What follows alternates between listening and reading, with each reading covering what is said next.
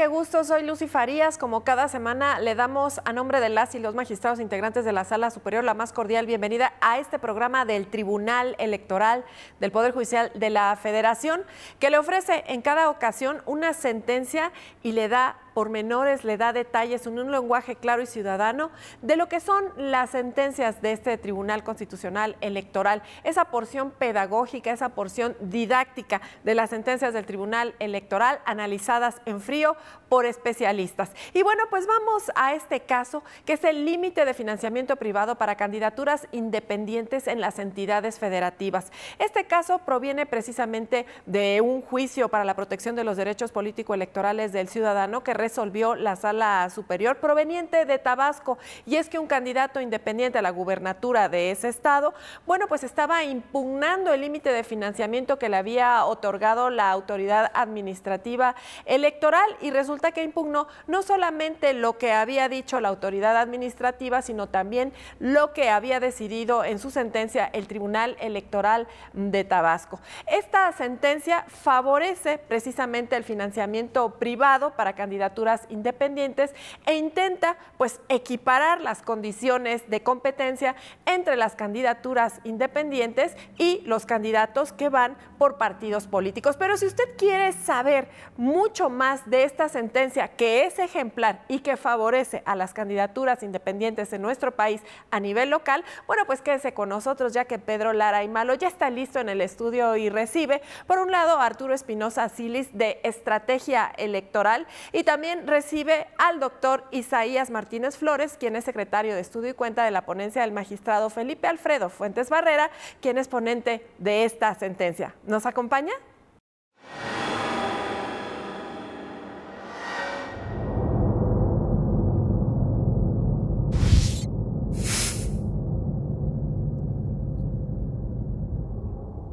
Como siempre, les damos la más cordial bienvenida a su programa Las Sentencias a Debate del Tribunal Electoral del Poder Judicial de la Federación.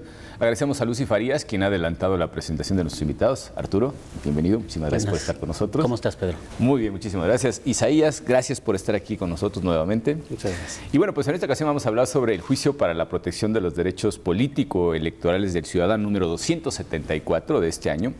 Y bueno, pues como ya adelantó Lucy Farías, es un asunto muy interesante que tiene que ver con la impugnación que realiza un ciudadano que se presenta como candidato independiente a la gubernatura del estado de Tabasco y que a través de esta sentencia impugna a su vez otra sentencia del tribunal local que revocó un acuerdo del Instituto Electoral Local que fijó los límites del financiamiento privado para las candidaturas independientes.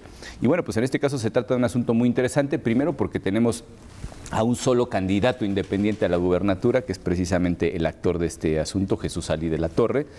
Y es también interesante porque a pesar de que ya hemos desarrollado algunos criterios, tenemos algunos precedentes importantes respecto de la fijación de los límites del financiamiento privado para los candidatos independientes, creo que este asunto abona todavía a mayor claridad, digamos, ¿no? Y tiene algunas particularidades muy interesantes. Isaías, ¿nos puedes contar un poquillo, pues sobre todo los antecedentes, ¿no? O sea, qué es lo que se impugnó originalmente, es decir, el acuerdo que emitió el Instituto Electoral local, y después lo que resolvió, en este caso, el tribunal precisamente, que es lo que se viene impugnando? Muchas gracias. Este asunto, como bien lo comentas, es un asunto muy interesante desde la perspectiva de abonar a los derechos que tienen las candidaturas independientes en el marco de un proceso comicial, en específico en la campaña y en concreto el tema del financiamiento. Aquí el punto importante es que el OPLE de Tabasco determina a la luz de la normativa local el marco de financiamiento que debe recibir una candidatura independiente a partir de las dos vertientes, financiamiento público y financiamiento privado. La normativa local, en su artículo 313 de la Ley Electoral y de Partidos Políticos de Tabasco, establece que para estas candidaturas no podrá rebasar de un monto del 10% que establece para el límite de financiamiento privado. ¿Qué es lo que hace aquí el OPLE? Aplica exactamente la norma porque es su ámbito de actuación, tal y como lo prevé el legislador local, y determina ese monto. En principio, emite una serie de acuerdos, entre ellos destaca el que establece el monto total de financiamiento para para campañas, que haciendo un aproximado de 80 millones de pesos, a partir de ahí obtiene el 50%, que es la que se va a las campañas, a la campaña específicamente, que asciende a un monto de 40 millones de pesos aproximadamente. De ese monto obtiene el tope de gastos de campaña para los partidos y candidaturas independientes, que equivale a 20 millones aproximadamente. De esa cantidad es como obtiene el resultado de ese 10%, que equivale aproximadamente a 2 millones de pesos, que es lo que obtuvo. Frente a ello, debemos tomar en cuenta que fue el único candidato independiente a la gobernatura de Tabasco, el ahora actor, y impugna esos acuerdos, entre otros este último que establece el límite de financiamiento privado, aduciendo, entre otras razones, que vulneraba su derecho fundamental a participar en condiciones de equidad en la contienda frente a las demás candidaturas, no partidos, a las candidaturas independientes, a las candidaturas de partidos políticos. En este escenario, ¿qué es lo que realiza el Tribunal Local? Lleva a cabo la valoración de los actos impugnados, en específico el que acabo de mencionar, y determina llevar a cabo una actividad de ponderación entre valores que están en juego y la dinámica que lleva a cabo una candidatura independiente en el marco de un proceso a fin de participar en condiciones de equidad. Este escenario lo lleva al Tribunal Local a determinar, en principio, la inaplicación de la norma por considerar que sí, en efecto, generaba esas condiciones de inequidad de una candidatura frente a los propios candidatos de los partidos políticos, que tienen un monto mayor para poder contender. Una vez que hace este escenario de inaplicación de la norma, ahora está en la disyuntiva de cómo colmar el vacío que se genera a partir del acto de inaplicación. ¿Qué es lo que hace aquí el Tribunal Local? La primera respuesta que toma es usar una jurisprudencia, que es la que tenemos nosotros, que es la 7/2016, donde esta Sala Superior, al resolver una contradicción de criterios, determinó o analizó la legislación de Chihuahua, que establecía que el tope máximo de aportación de simpatizantes y candidatos independientes sería hasta en un 50%. Toma como parámetro esta jurisprudencia para aplicarlo al caso concreto, y es como fija aquí el límite máximo de aportación, y ahora tenemos que entonces de 2 millones pasa a 10 millones de pesos la aportación de simpatizantes y candidatura independiente. O sea, ese 50%, digamos, del tope, ¿no? Así es. Este escenario es con la que ahora habría de contender el ahora actor. Sin embargo, considera que aún así, con esa resolución que dicta el Tribunal Local, le seguía rogando perjuicio a la propia resolución, porque no alcanzaba a contender en condiciones de equidad frente a las demás candidaturas que eran postuladas por partidos políticos, y es así como llega este asunto a la Sala Superior, planteando que aún y cuando el Tribunal Local había ya resuelto incrementar el tope máximo, continuaba esa cuestión de generar inequidad, y es lo que se plantea en este asunto. Claro. Bien. Arturo, muchísimas gracias por estar con nosotros. Arturo es un gran conocedor del derecho electoral, además es viejo conocido de la casa, también hay que decirlo. ¿Qué es lo que te proyectó esta idea finalmente de equiparar jurídicamente los derechos de todos los candidatos, ¿no? Porque desde un principio partíamos de un escenario en el que se hacían distinciones muy claras y muy tajantes entre lo que son los partidos políticos y las candidaturas independientes. De hecho, a lo largo de la sentencia se habla, por lo menos desde dos vertientes de lo resuelto por la Corte respecto de acciones de inconstitucionalidad, en las que la Corte dijo que efectivamente se trataba de dos regímenes diferenciados, ¿no? Pero creo que el eje principal de esta sentencia discurre por el razonamiento que aplana el piso para todos los candidatos ya registrados y que están en la contienda electoral, ¿no? Entonces, partimos de una idea que a mí me resulta muy interesante, porque si bien se reconoce con los precedentes de la Corte esa diferencia entre los partidos políticos, y la Corte lo ha dicho muy claramente, es decir, no se pueden comparar los partidos políticos con los candidatos independientes, pertenecen a regímenes distintos, son figuras jurídicas distintas, y probablemente tengan hasta finalidades distintas, ¿no? Las cargas que tienen los propios partidos políticos, entre ellos, por ejemplo, el ser promotores de la vida democrática de nuestro país, pues es algo que no aplica, por ejemplo, a los candidatos independientes, que llegan a un proceso, participan exclusiva y puntualmente en ese proceso y, bueno, digamos que desaparecen de la vida política en el sentido más estricto, me refiero a su participación, en este caso, electoral. Pero esa distinción, a la hora de que están participando unos candidatos contendiendo contra otros, jurídicamente pues allanamos el suelo y decimos pues todos tienen que tener el mismo derecho. Lo cual conlleva pues ciertos razonamientos también en cuanto al hecho de manejar recursos que sean equitativos unos con otros, ¿no? Claro. Bueno, antes que nada, Pedro, muchas gracias por la invitación. Isaías, qué gusto poder platicar contigo de estos temas que son tan importantes. Yo como lo veo un poco es, de entrada una sentencia no se puede analizar de manera aislada. Hay que analizarlo en el conjunto de criterios que el tribunal ha ido emitiendo en torno a los independientes. Yo veo dos planteamientos centrales o dos puntos centrales a reflexionar a partir de esta sentencia y de otras varias. Uno son, sin duda, las condiciones de competencia de las candidaturas independientes y el otro es la prevalencia del financiamiento público sobre el privado. Me parece que son los dos grandes temas que invitan a reflexionar y voy a empezar primero con el de las condiciones de competencias. El criterio como tal respecto a la prevalencia del financiamiento público como privado para los independientes no es nuevo. Esto viene desde 2015. Me acuerdo el primer caso fue de Arne Ausenruten, que buscaba ser delegado en la Ciudad de México, y desde ahí se dijo que para poder, ahora sí coloquialmente y como lo diría el INE, emparejar la cancha, había que permitirles que tuvieran mayor financiamiento. Y a partir de entonces el tribunal ha ido emitiendo una serie de criterios de manera progresista, porque siempre va ampliando un poco más ese umbral, se van presentando situaciones nuevas, pero lo va haciendo de manera acertada también, a mi parecer, respecto a las condiciones de las candidaturas independientes. En este sentido, gran parte de ellas atiende a ciertos vacíos legales. Si nos remitimos a la reforma de 2011 que constitucionalmente permitió las candidaturas independientes y la de 2014 que después la reguló, sabemos que la de 2011 fue una reforma que tenía otro contexto, porque un contexto más de, a mí me parece que un asunto ligado a la Corte Interamericana, al caso Castañeda Guzmán, que si bien no versó sobre eso, pero sí tenía un punto central en las candidaturas independientes y a lo que había pasado en 2006 y que después pasó lo mismo en 2012.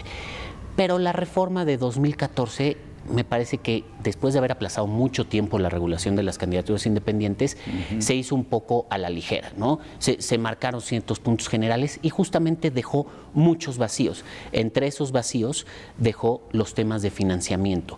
Uno, por un lado, ¿cuál era el acceso al financiamiento? Se previó una fórmula muy parecida a la de los partidos, pero nunca se previó que esa fórmula iba a estar muy por debajo del tope. Ahora, por el otro lado, tampoco se previeron las aportaciones. Efectivamente, la ley te dice cuánto puede aportar una persona a un partido político, cuánto puede aportar un candidato a su campaña, pero no te dice en el caso de los independientes qué pasa. Y esto representa un reto mayúsculo para la campaña, pero también antes, para la etapa de búsqueda de apoyos ciudadanos, que ahí no hay ningún tipo de financiamiento público. Ahora, desde esta perspectiva, desde este contexto, creo que un poco lo que ha hecho el tribunal es buscar que esas condiciones de competencia de las candidaturas independientes sean más equitativas respecto a las que tienen los partidos políticos, que efectivamente, como dice la Corte y como lo ha señalado el tribunal, no son iguales, no puedes comparar peras con manzanas, o en este caso yo digo sandías, porque los partidos políticos son estructuras muy grandes, con manzanas. Con manzanititas. Exacto, manzanititas. De entrada, porque los partidos políticos son estructuras permanentes y estructuras, al menos los que vamos entendiendo en la mayoría de los casos, nacionales o estatales en algún caso, que tienen comités directivos nacionales o estatales, comités municipales, comités distritales, que tienen una base de militancia y que tienen además otras funciones también, ¿no? Eso a veces juega a su favor o juega en su contra. Y las candidaturas independientes son formas de participación ciudadana individuales, pero que además únicamente funcionan durante el proceso electoral, como bien lo dice la sentencia, ¿no? Por eso no había que tomar esos parámetros. Entonces, me parece que el primer punto es esto de las condiciones de la competencia, y es un tema que se debe de ir reflexionando con mucho cuidado, es si las candidaturas independientes tienen los suficientes elementos para competir, digamos, en equidad frente a los partidos políticos. Y por el otro lado, creo que también hay que reflexionar el ámbito para el que se hicieron las candidaturas independientes, porque muchas veces las vemos a gran escala, candidaturas a la presidencia de la República, candidaturas al Senado o candidaturas a las gubernaturas, pero me parece que si hacemos el análisis respecto de otros países donde han funcionado medianamente bien las candidaturas independientes o han tenido cierto éxito, el ideal de las candidaturas independientes es ámbitos territoriales pequeños, ¿no? Es donde tienen mayor y mejor penetración y donde puedes emparejar más fácil las condiciones de equidad.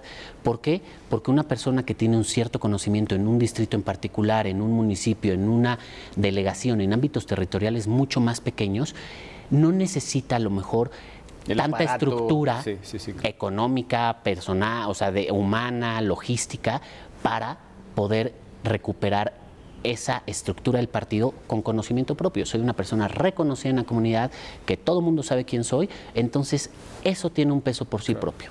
Sí.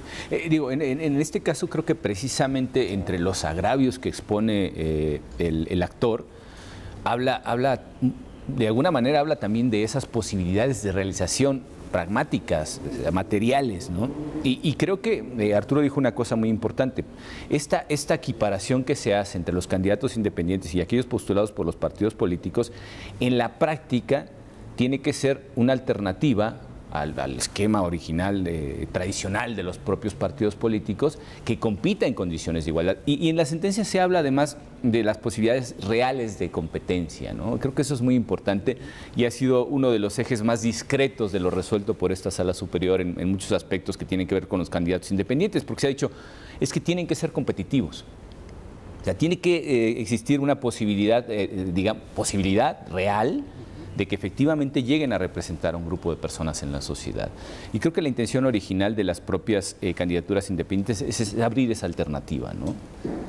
Bien, en este asunto marca quizá uno de los criterios relevantes en las candidaturas, en principio porque el planteamiento toral que formula aquí el actor consiste medularmente en señalar, si bien el tribunal local inaplica y revoca, lo cierto es que para colmar el vacío retoma un criterio jurisprudencial respecto de la interpretación concreta de una norma que fue Chihuahua.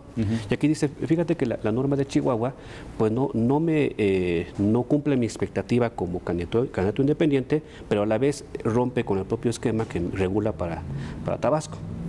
Es un punto importante y para ello debo precisar que este asunto a su vez data de un precedente anterior, que fue el JDC 222, donde ya la Sala Superior, al resolver similar criterio, porque tenemos la misma redacción en cuanto a norma de la LEGIPE. Claro, está la norma federal trasladada íntegramente al ámbito local, ¿no? Íntegro. ¿Qué pasó en el JDC 222?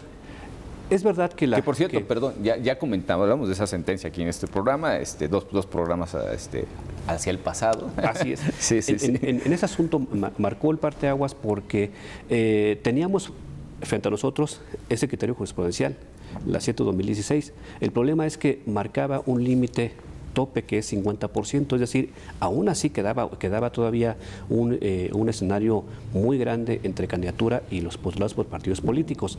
En ese asunto, ¿qué es lo que se termina? Transitar del ámbito de porcentaje al límite de aportación individual, que es lo que logra que sumado al financiamiento público logre ese 100% que se busca. En este criterio lo que hacemos es justamente eso, decir por qué esa jurisprudencia de nosotros no era aplicable al caso concreto, no tanto por la cuestión de apartarnos por esa jurisprudencia, sino para decir que aún y aplicando esa jurisprudencia no podría alcanzar el objetivo, que justamente lo que comentaba en este escenario es cómo lograr la competitividad entre candidaturas, que es un punto aquí importante. Ahora, en el ámbito de los criterios de la Corte, es verdad, en esos criterios lo único que se dijo, con lo que dijo la Corte es el ámbito de comparaciones partidos y candidaturas. La Corte fue muy enfática en decir que es una cuestión distinta, atiende a fines distintos, su ámbito de temporalidad es distinto, toda esa parte empataba. Aquí nosotros hemos tenido criterios donde hemos dicho, el problema es que hemos comparado partidos y candidaturas, aquí como comparamos candidaturas con candidaturas, claro, en el ámbito de la campaña electoral para poder competir. Eso creo que es justamente el meollo al que trataba yo de llegar esencialmente, porque es la directriz sobre la cual se entiende perfectamente por qué aunque en apariencia se puede apartar esta sentencia de los criterios de la Corte, no es tal. O sea, realmente creo que eso es lo más importante. Si nos permite, vamos a ir a nuestro primer corte y volvemos en un momento. Muchas gracias.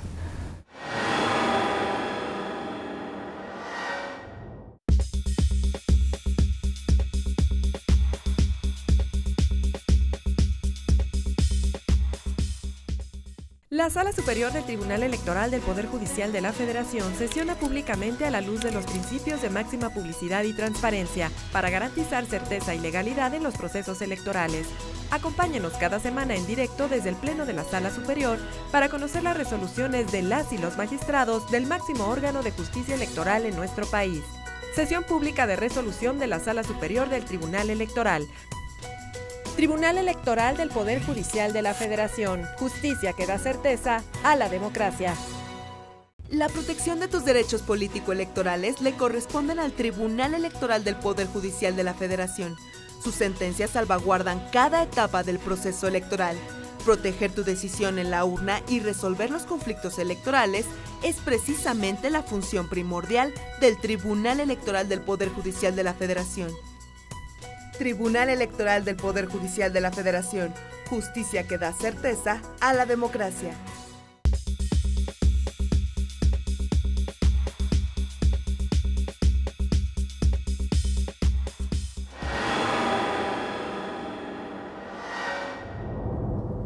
Bueno, pues nuevamente con ustedes ya en nuestro segundo segmento.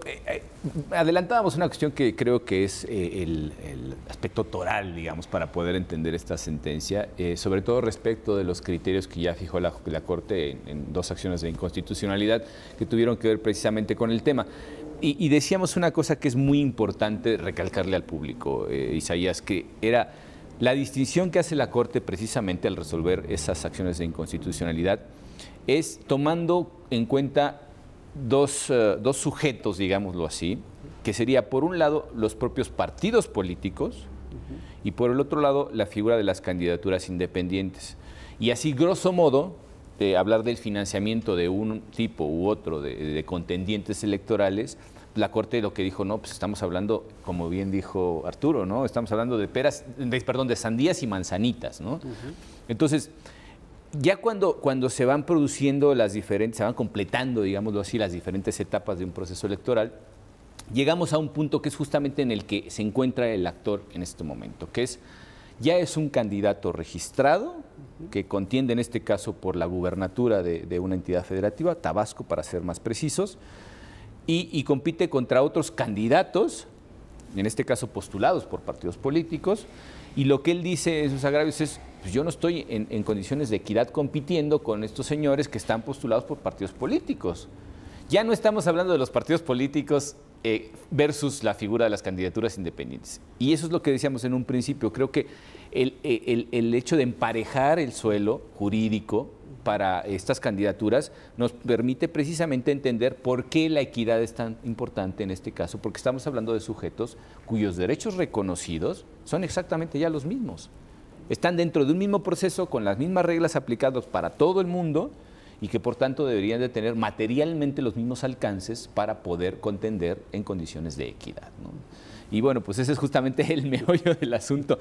Después de que el tribunal fija ese tope máximo en 50%, utilizando nuestros precedentes, en este caso esa jurisprudencia que ya nos comentabas, es precisamente, viene nuevamente el actor y ya viene a esta sala superior y dice, pues está muy bien que del 10% haya yo pasado al 50%, pero sigue sin estar equitativo el asunto, ¿no? ¿Y cuáles son específicamente los agravios que plantea? Entiendo que, bueno, pues se atiende uno de ellos y con eso ya se revoca esta sentencia, ya estamos adelantando las cosas, pero cuéntanos un poco, Isaías, qué es lo que argumenta sobre ese eje de equidad precisamente el candidato que viene como actor de este asunto. Muy bien.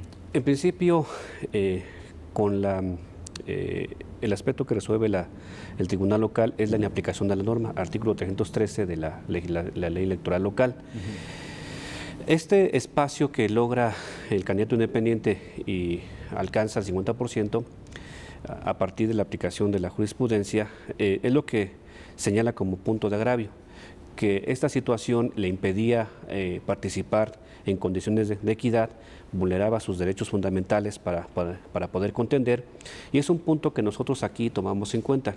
¿Qué es lo que hacemos en el estudio? En principio compartimos el ejercicio que llevó a cabo el Tribunal Local, porque es un ejercicio muy correcto de inaplicar la norma, lleva a cabo un test de proporcionalidad para llegar a ese camino que le conduce a sostener que la norma sí generaba esa inequidad y en consecuencia debían aplicar la norma. El punto ahora era determinar si lo que había resuelto el Tribunal Local de aplicar la jurisprudencia colmaba o no la pretensión final del actor. ¿Qué es lo que hicimos? En esa parte revocamos, analizamos de nueva cuenta la demanda primigenia que llevó a cabo el actor y advertimos ahí que lo que en suma o en síntesis él formula es que esta normatividad no lograba dar esa equivalencia entre candidaturas de postulados por partidos e independientes para poder contender o para poder participar en condiciones de igualdad y lograr la competitividad en la propia contienda. Nosotros acogemos esta argumentación.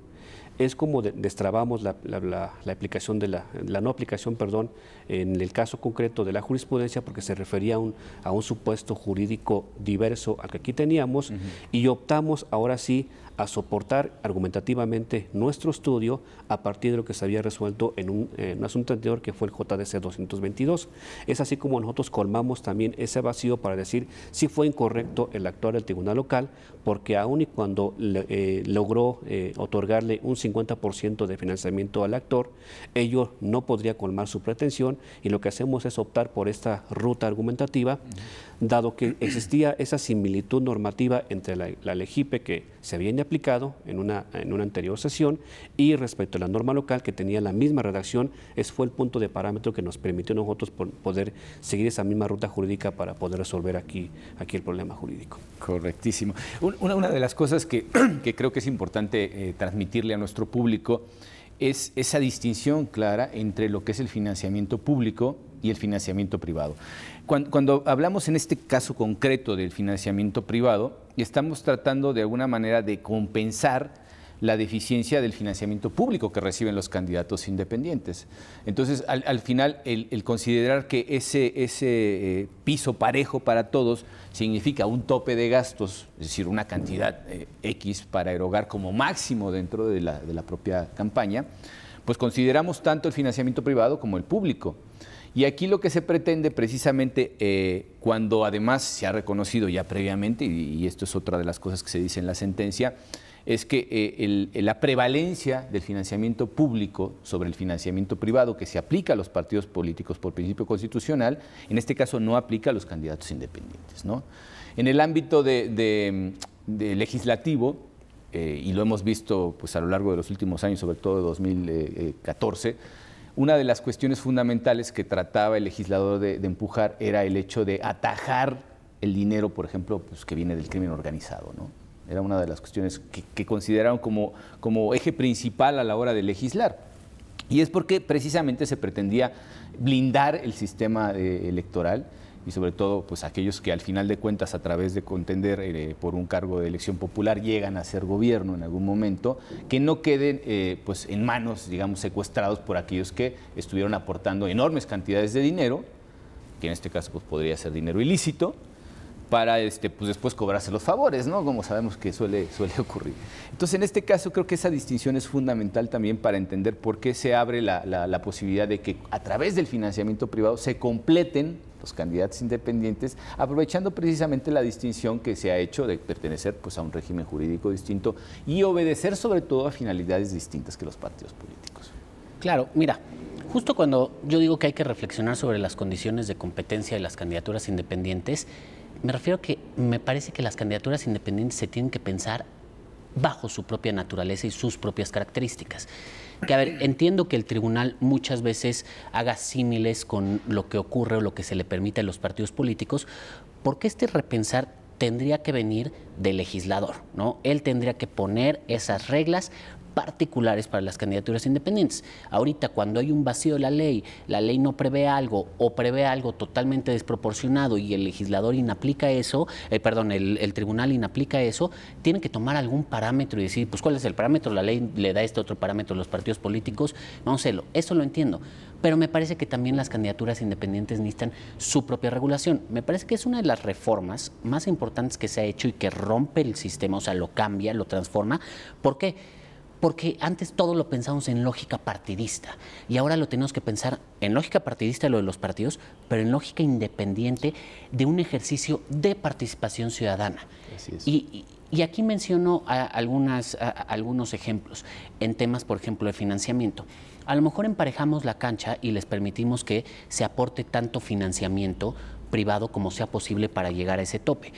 Las normas de financiamiento me parece que buscan dos cuestiones fundamentales. Por uno, que no haya recursos prohibidos en las campañas, no solo son recursos ilícitos o del crimen organizado, sino son recursos de personas morales o provenientes del extranjero, eso por un lado. Y por el otro lado, que las campañas no gasten más de lo que se les tiene permitidos.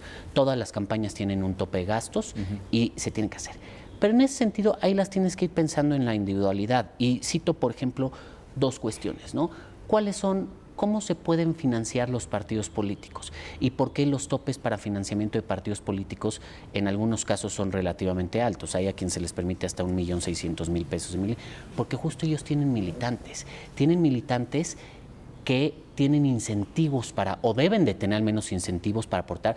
Es como perteneces a una organización, yo aporto y en esa medida la organización irá creciendo, se fortalecerá y yo puedo llegar a ser candidato, yo puedo llegar a ser dirigente y hay una pertenencia, entonces eso me obliga.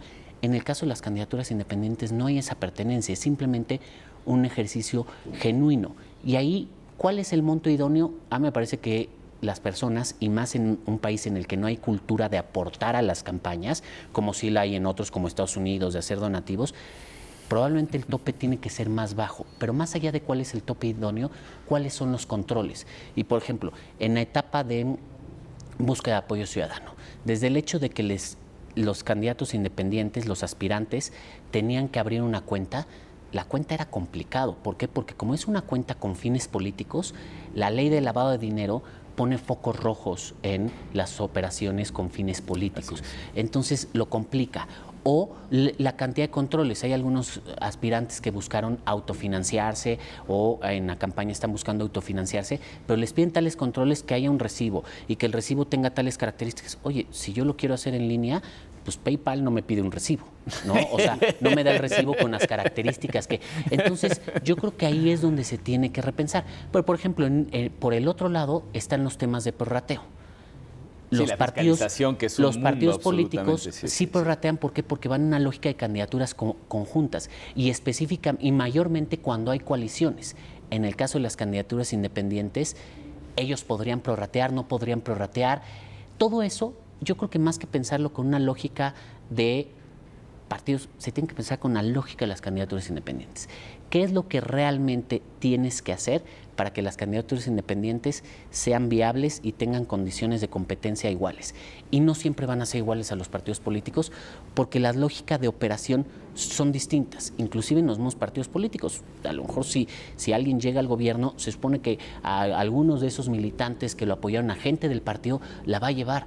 En el caso de los ciudadanos, pues no necesariamente es así. A mí me preocupa una cosa que es muy importante y retomo parte de tus palabras porque en el caso de Estados Unidos, por ejemplo, ¿no? Si nosotros partimos para regular correctamente, desarrollar un marco regulatorio más equitativo para los propios candidatos independientes, de tal forma que a la hora de competir se equipare los recursos que tienen con los candidatos postulados por los partidos políticos. Si cayéramos en el esquema de Estados Unidos, a mí me preocupa enormemente, porque Estados Unidos efectivamente es un país en el que las campañas vienen soportadas por dinero privado. Pero también es un país en el que los candidatos responden a los intereses de quienes les donó el dinero y se acabó. El último estudio de representatividad en Estados Unidos arrojaba que el 70% de los ciudadanos no están representados en Estados Unidos.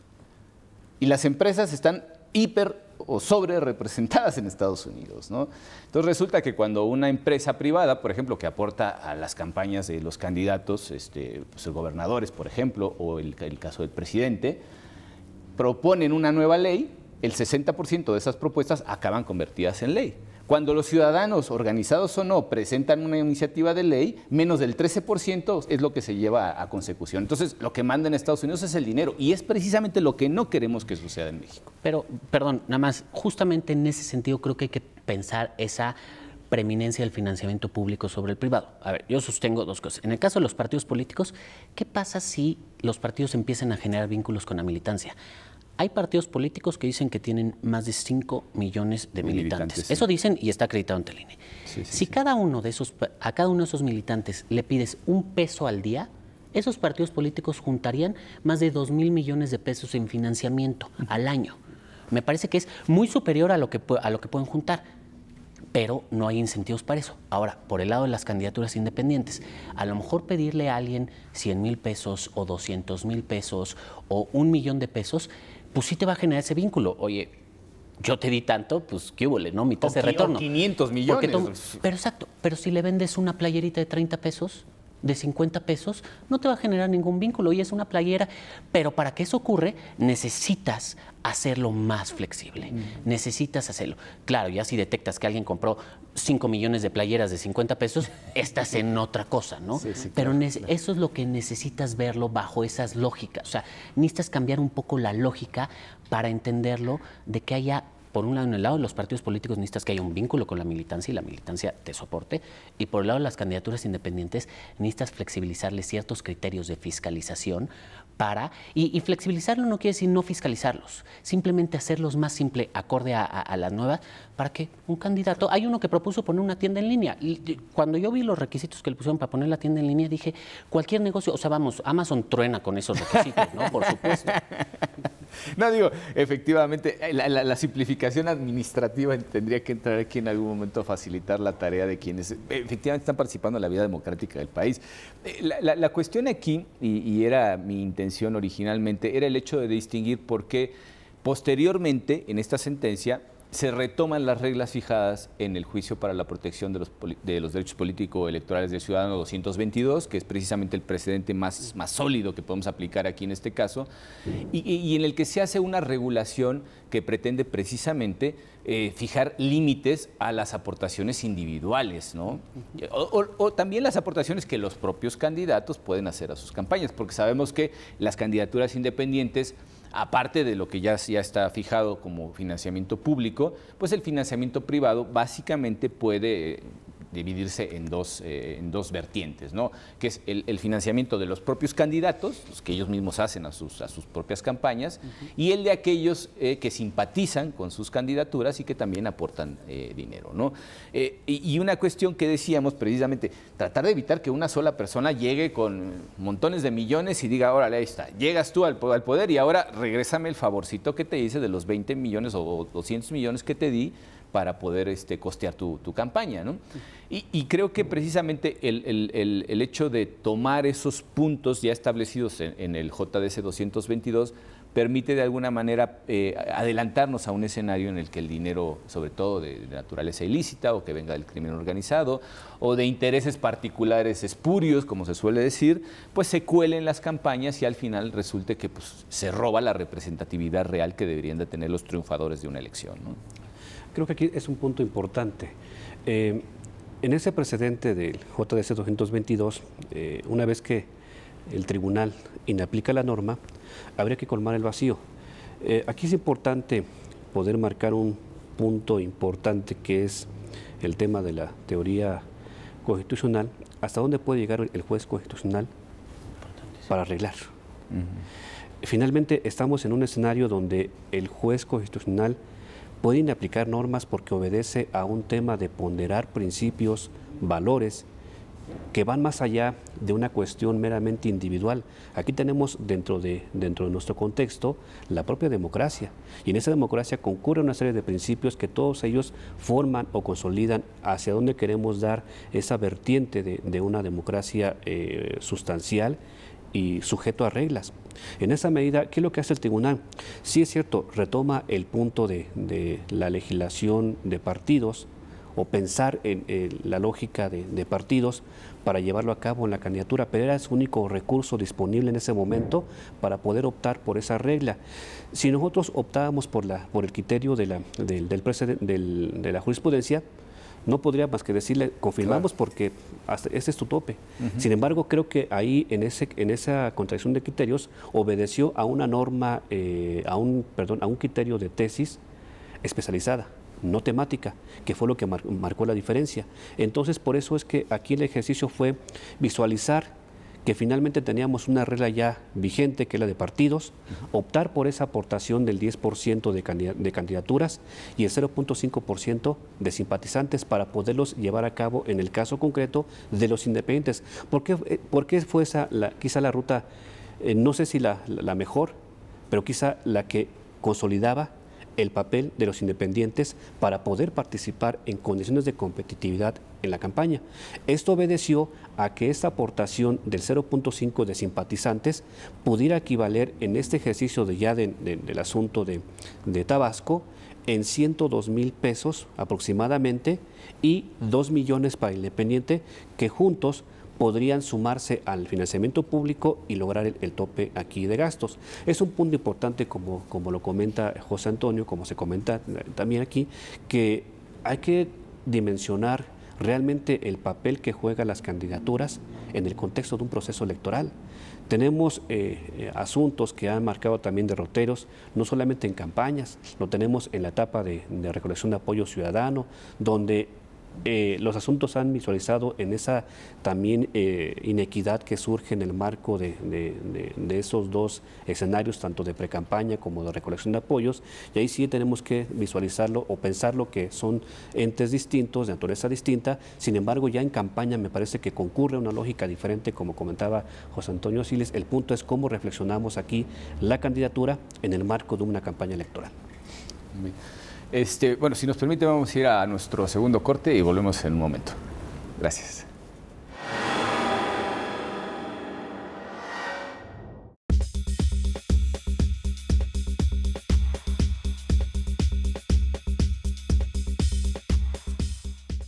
Tus derechos políticos son derechos humanos. El Tribunal Electoral del Poder Judicial de la Federación los protege y tutela mediante la impartición de justicia electoral abierta. Cada sentencia del Tribunal Electoral del Poder Judicial de la Federación contribuye a protegerlos y fortalece los principios que rigen los procesos electorales. Tribunal Electoral del Poder Judicial de la Federación. Justicia que da certeza a la democracia. La Sala Superior del Tribunal Electoral del Poder Judicial de la Federación sesiona públicamente a la luz de los principios de máxima publicidad y transparencia para garantizar certeza y legalidad en los procesos electorales.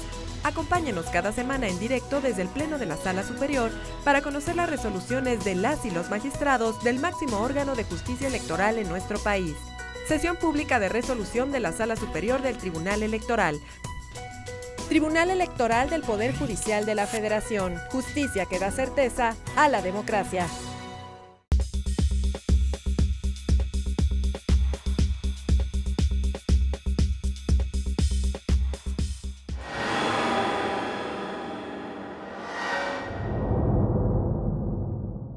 Bueno, pues ya estamos en la recta final de nuestro programa y había una cuestión que creo que es muy importante mencionar respecto de lo último que comentaba Isaías, y es el hecho de que cuando el tribunal inaplica, en este caso, pues qué es lo que sigue, ¿no? Porque al final de cuentas también se queda en un vacío la regla que pudiéramos aplicar en este caso para poder concretar y aterrizar.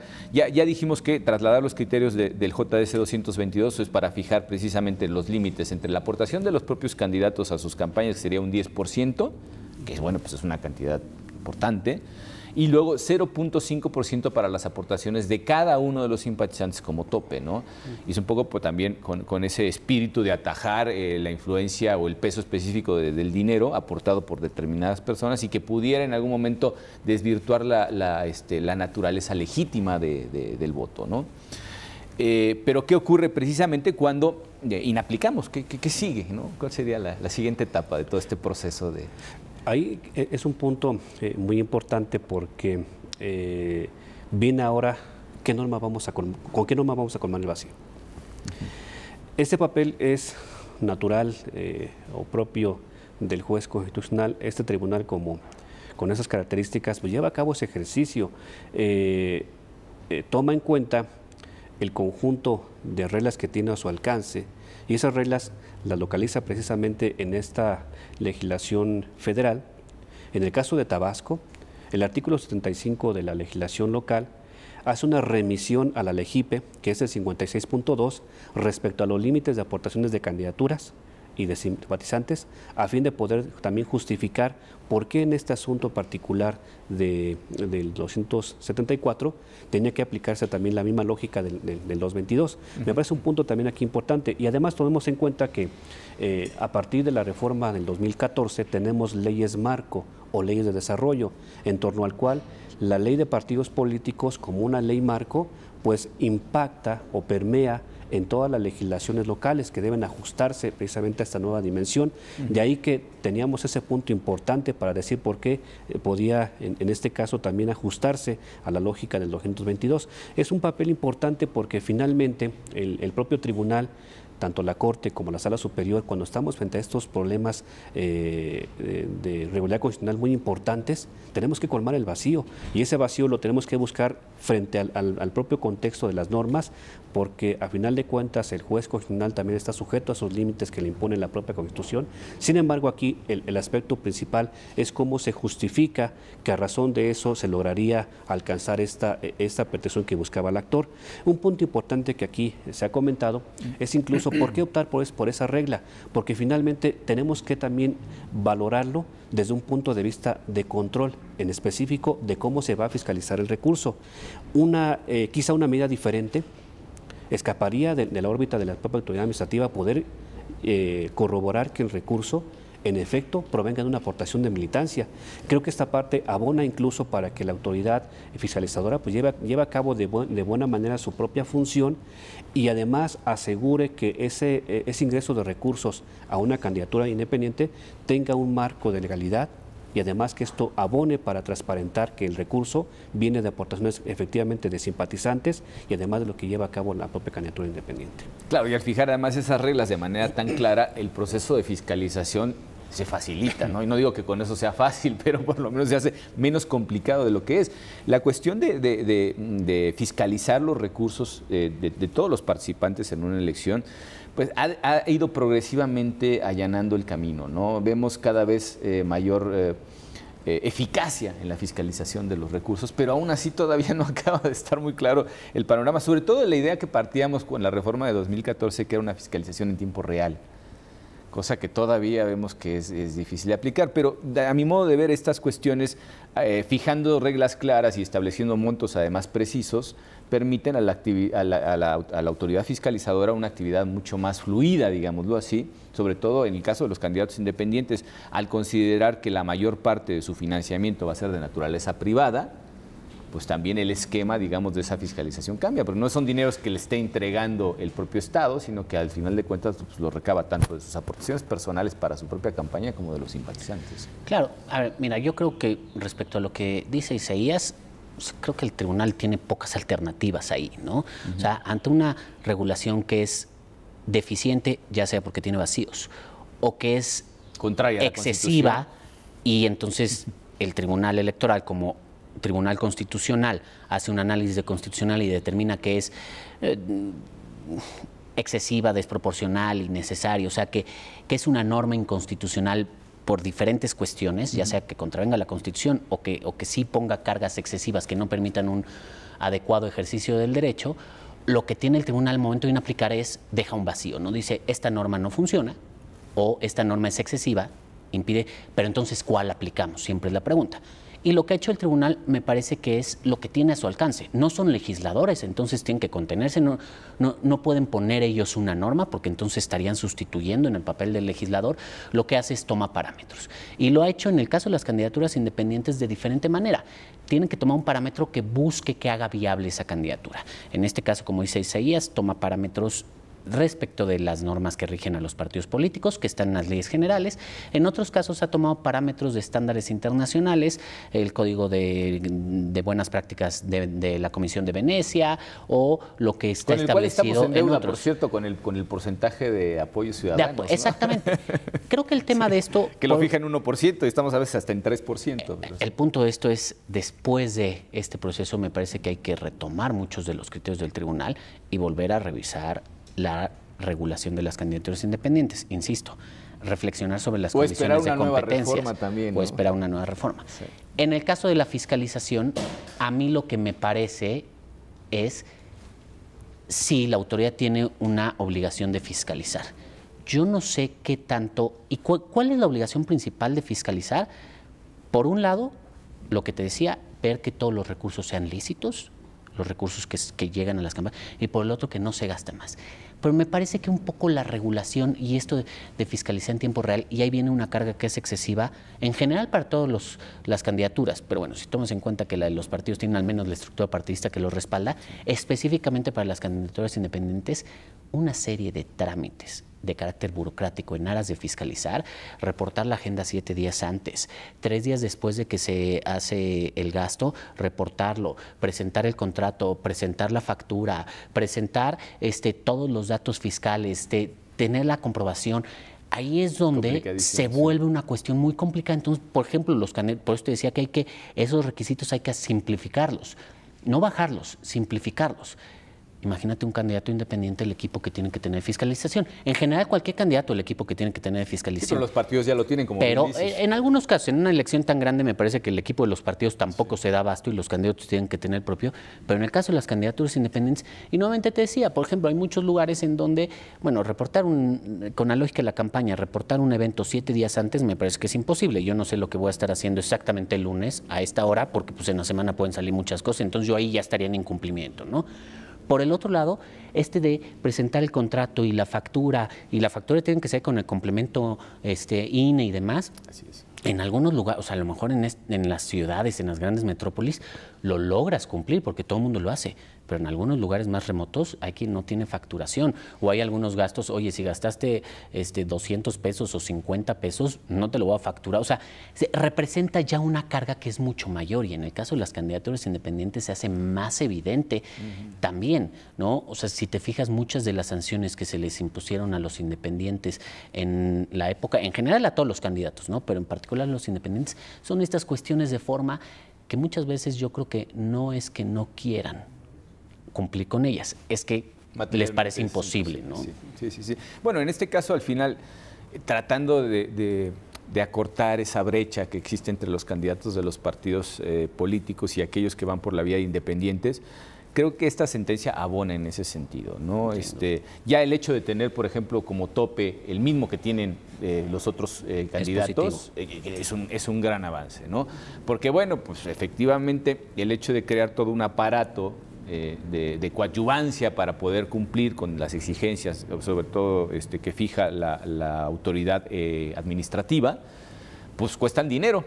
Y esto se traduce pues en la posibilidad de contratar más número de colaboradores, en fin, una serie de cosas que tienen que ver precisamente con gastos que ellos van a tener que erogar para poder cumplir con ciertos requisitos, ¿no? Y viendo precisamente sobre este asunto, que sería ya lo último para resaltar frente a nuestro auditorio, es importante decir que, bueno, pues que los topes quedan ya parejos para todos. O sea, a partir de esta sentencia y trasladando también los criterios del juicio ciudadano 222, nos encontramos con que la equidad ha sido el eje toral de la resolución de un grupo de sentencias que tienen que ver precisamente con los dineros que pueden recabar los candidatos independientes y que ahora podemos decir que ya son equiparables. Es decir, en topes de dinero ya podemos hablar de manera equitativa entre candidatos postulados por partidos políticos e independientes, ¿no? Sí. Aquí quizá un punto también importante y queda para la reflexión es que en el JDC 222 la inaplicación que lleva a cabo la Sala Superior de la norma es al caso concreto. Nosotros no tenemos competencia para hacer una declaratoria general de inconstitucionalidad de la norma, pero sí para inaplicarla al caso concreto.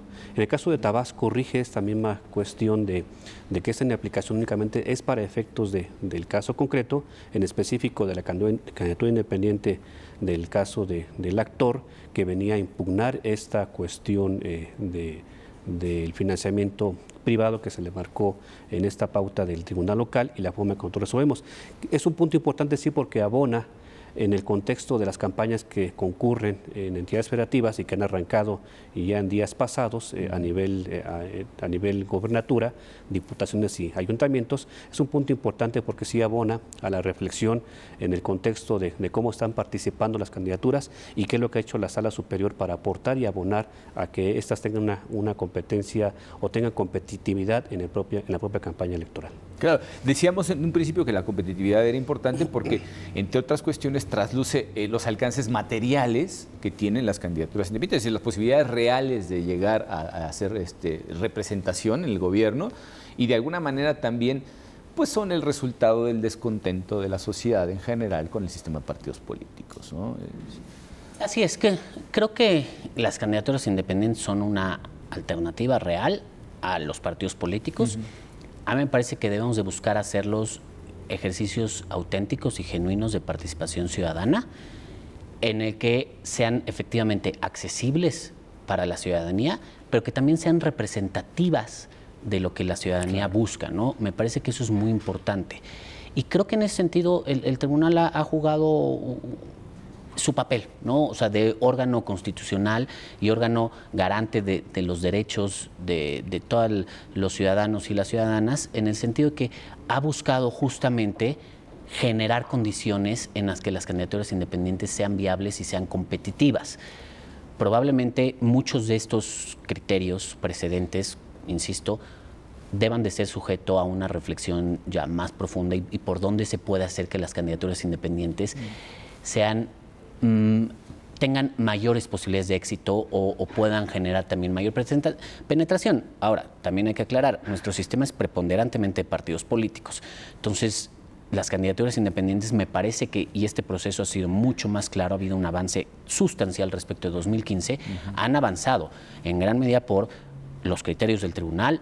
El INE también ha tomado las medidas que le corresponde y los institutos electorales locales también han hecho su parte, pero creo que es un tema en el que apenas estamos aprendiendo. Llevamos una tradición de muchos años de partidos políticos y ahora estamos empezando con estas nuevas figuras y creo que en eso el tribunal lo ha hecho bien. O sea, me gustaría ver ahora una sistematización de sus criterios en torno a las candidaturas independientes para poderlos ir aterrizando a lo que va estableciendo la ley y poder plantear, decir, mira, pues aquí está la batería de criterios del tribunal, que muchos de ellos atienden a situaciones fácticas, a situaciones reales dentro de la contienda, dentro de las campañas electorales, dentro del proceso electoral, y hay que ir viendo cómo se pueden impactar, porque como decimos, el tribunal, aparte el tema de que sea una cuestión de casuística, va haciendo que, de acuerdo a cada ley o a cada entidad, a lo mejor la solución es distinta. Aquí lo vemos, ¿no? En Chihuahua fue una y para Tabasco fue otra,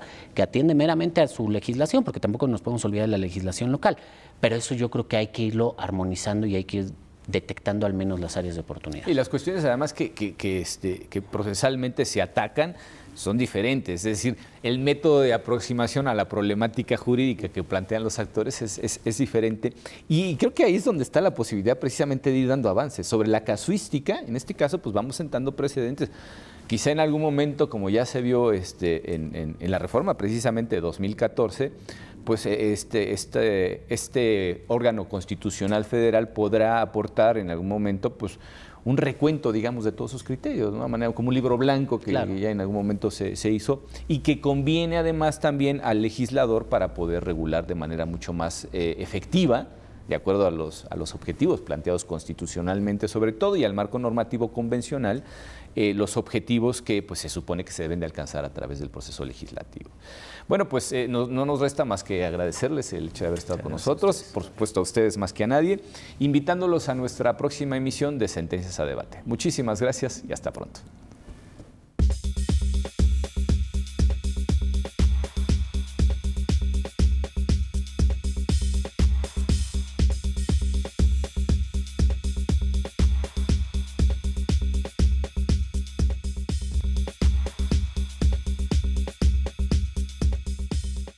La Sala Superior del Tribunal Electoral del Poder Judicial de la Federación sesiona públicamente a la luz de los principios de máxima publicidad y transparencia para garantizar certeza y legalidad en los procesos electorales. Acompáñenos cada semana en directo desde el Pleno de la Sala Superior para conocer las resoluciones de las y los magistrados del máximo órgano de justicia electoral en nuestro país. Sesión pública de resolución de la Sala Superior del Tribunal Electoral. Tribunal Electoral del Poder Judicial de la Federación. Justicia que da certeza a la democracia.